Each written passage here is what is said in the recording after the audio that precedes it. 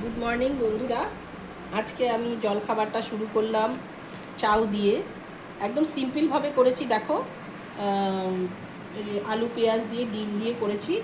Beans teens কিছু দিতে পারিনি, এগুলো গাছের বরবটি ছিল, এটা একটুখানি বিনসের কাজ করেছে, ওই দিয়ে করেছি। দাঁড়াও বন্ধুরা, এটা ঢাকা দিয়ে রাখি, নাহলে না ওভেনের বাটিতে রেখেছি, ঠান্ডা হয়ে যাবে।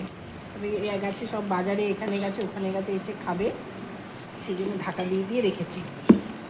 আর দেখো বন্ধুরা, গাছের পেঁপে এটা পাড়া হয়েছে, এটা কাটবো। আর ফ্রিজে না অনেক দিন ধরে চাল কুমড়ো ছিল, ইলিশ মাছের মাথা আছে, ওই জন্য ভাবছি চাল কুমড়ো দিয়ে ইলিশ মাছের মাথা দিয়ে ঘন্ট করব।